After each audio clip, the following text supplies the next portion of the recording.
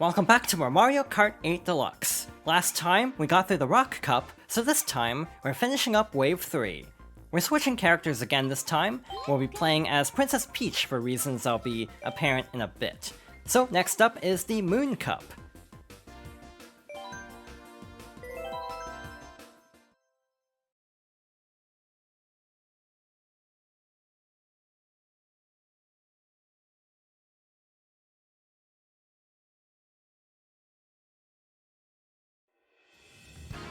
First up is Berlin Byways from Mario Kart Tour. Another very interesting city track, to put it mildly. Again, like London Loop, this one is pretty confusing, especially if you're not used to the layout. Don't be surprised if I still get turned around, even though I've actually played this track a few times by now, just because instinctively it's kind of awkward having to go a different way every lap, even though it is clearly signposted. In general, though, I actually do like this track and London Loop. I do feel like these are my favorite city tracks so far, though I do remember liking Sydney quite a bit. One thing I actually like is in this section here, you can actually go through this train to get an item box, or completely miss it and careen into a wall. So that wasn't the smoothest pass-through of that area. Also, one thing I didn't mention last time is I think Wave 3 has my favorite soundtrack of any of the DLC waves so far. I really liked Wave 2's music, to be honest, but the one thing that was slightly disappointing was typically in Mario Kart 8, if two tracks shared a song, they would have slightly different remixes, but for Waluigi Pinball, that track used the same mix as Wario Stadium in 8, so I kind of was hoping for another remix of the song, because it is like one of the most iconic themes, and even though the Wario Stadium version works well with Waluigi Pinball in 8 Deluxe, it was kind of a shame that there wasn't like a separate arrangement. Yeah, in general, like every song in this wave is pretty solid. Like the two tour songs are actually pretty great, or the two like city tracks, I mean, actually have really great songs. There's one more tour track that isn't a city, by the way, which I'm pretty sure, like Ninja Hideaway and the ice cream one, the name of which is actually escaping me at the moment, like Sky High Sunday or something like that. I'm pretty sure that's not labeled as tour for some reason. So yeah, only the city tracks in tour are actually labeled as tour tracks. The others are not, which is kind of odd, since they are technically all from tour. Even the retro tracks are still technically tour tracks, even though they have had some alterations, like mechanics for specifically for Mario Kart 8 Deluxe. They are the tour versions, essentially. So yeah, like major changes in the tour version often are also in the Booster Course Pass versions. Overall, this actually went really smoothly. I'm actually surprised, given how much trouble I had with both cups off-screen, that I've had a pretty decisive lead so far. Like, I'm expecting something to go horribly wrong, like a blue shell at the last possible moment.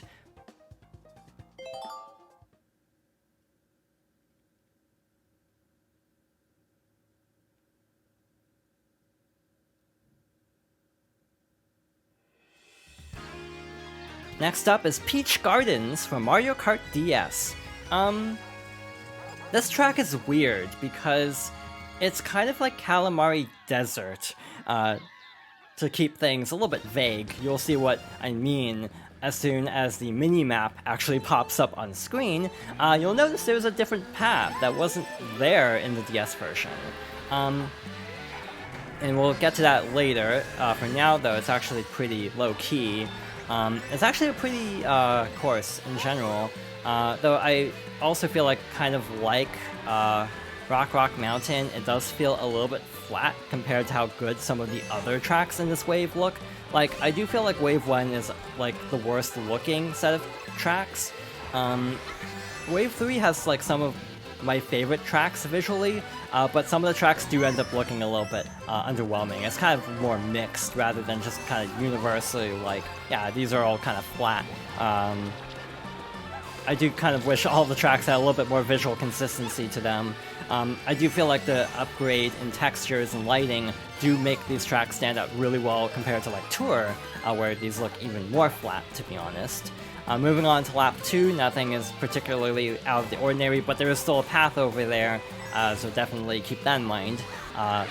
Remember how I said that the AI was being surprisingly not as aggressive as I thought it would be? I guess I jinxed that here, because Toad is definitely giving me a lot of trouble here.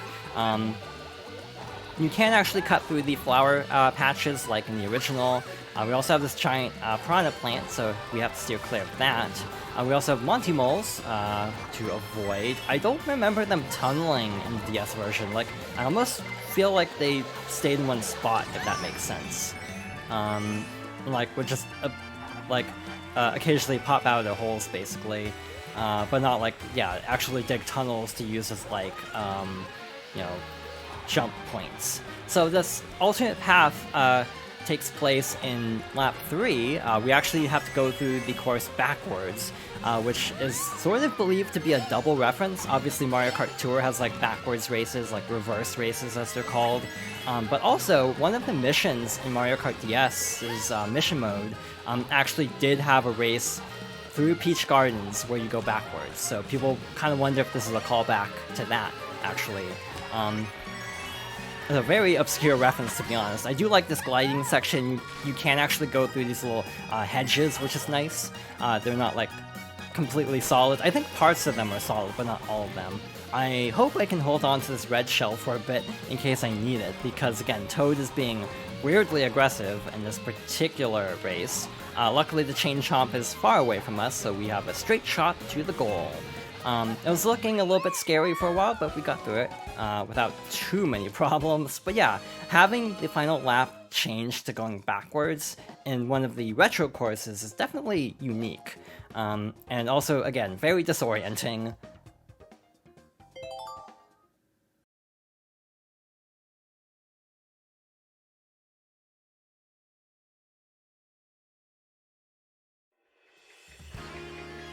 Up next is Merry Mountain from Mario Kart Tour, another original track that isn't labeled as a tour track, like I was talking about earlier. This one is actually pretty cool. In some ways, I feel like the tour tracks, like the tour-specific ones, other than Ninja Hideaway, which is like super convoluted, but like this one and the Sunday one are like surprisingly straightforward, but still kind of fun. There are two pathways here, one along this little train track, and one lower path, so we'll try to show off both, actually. We also have a little sleigh with toads, but this track also, like with Maple Treeway, features a newish mechanic to Mario Kart 8. DK is currently in the lead, so we'll have to try to catch up.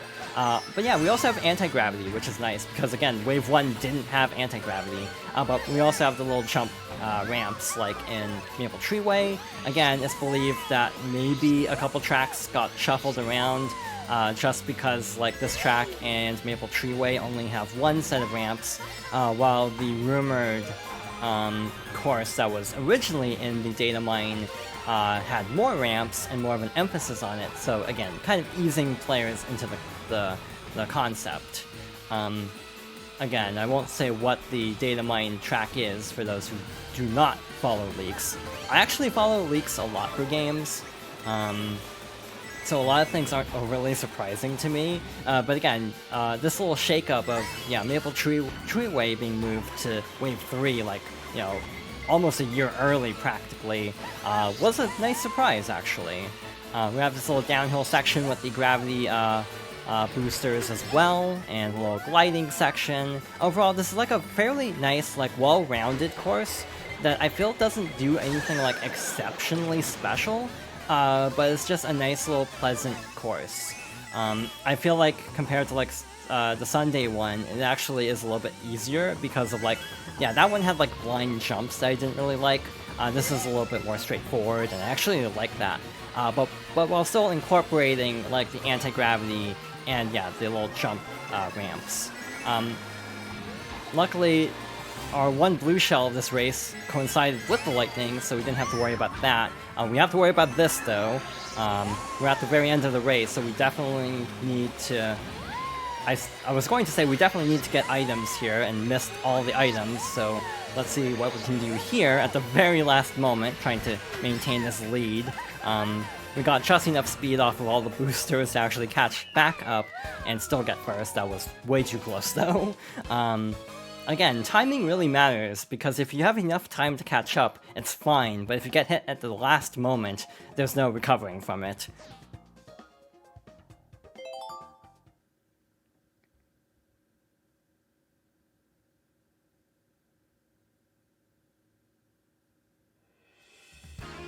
And finally, for Wave 3, we have Rainbow Road from Mario Kart 7. I don't know if it's recency bias, but this might be one of my favorite tracks, like, ever.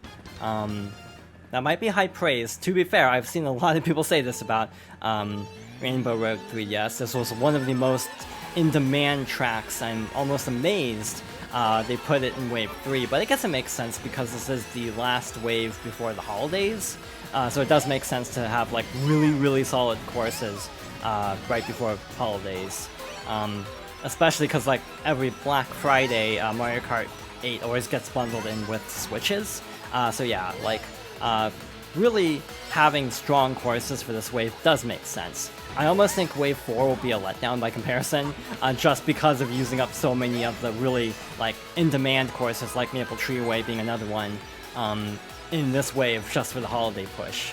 But this is another, like, one-lap situation, kind of like Mount Wario or like Rainbow Road in 64. But I just really like this track. The atmosphere, the music, again, visually, this is like one of the best-looking tracks of Wave 3, or the DLC so far, period.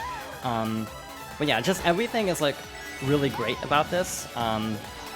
It's very challenging without feeling as like cheap as like Mario Kart 8's Rainbow Road, which I feel like has too many tight turns to the point of like just being annoying. Like the turns here are pretty sharp, but definitely manageable.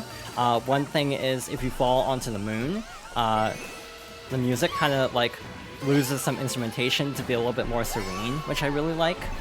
There are just so many cool touches in this course. Again, I definitely think, again, maybe it's just because it's new to me, but this is definitely one of my favorite tracks, like, period.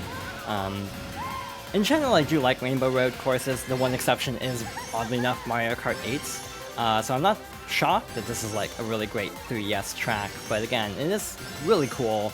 Again, technically, one thing you could do for, like, private lobbies or like versus races like offline is you could hypothetically set an entire 4-race circuit of just Rainbow Road now, because we have enough Rainbow Roads for that, which is kind of wild. I kind of hope they add more, because I remember Double Dash and Wii and DS, I just realized they named 3 of the 4 missing ones. But yeah, a lot of the Rainbow Roads have really like cool gimmicks. Like there's like a loop-de-loop in the DS one, which I distinctly remember being really cool, and that could be really cool with anti-gravity. But that concludes the Moon Cup.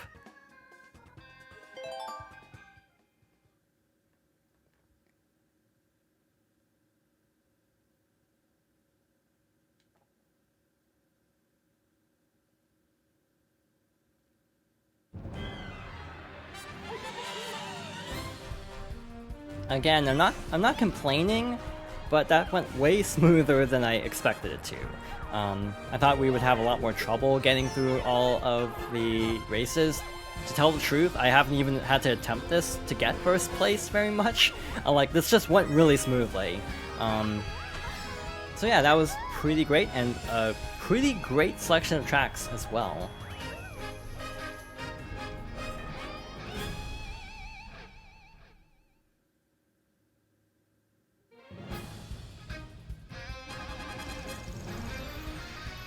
But yeah, I distinctly remember for Wave 2 having to, like, retry a couple times to actually get first place in the recording. So yeah, getting 3 stars without too much trouble was kind of a relief, actually. So that takes care of all of the DLC tracks until next year. If I had to guess, They'll probably be like March or April. So we'll be back with more Mario Kart around then. So thank you for watching, and I hope you'll join me next time for more Mario Kart 8 Deluxe.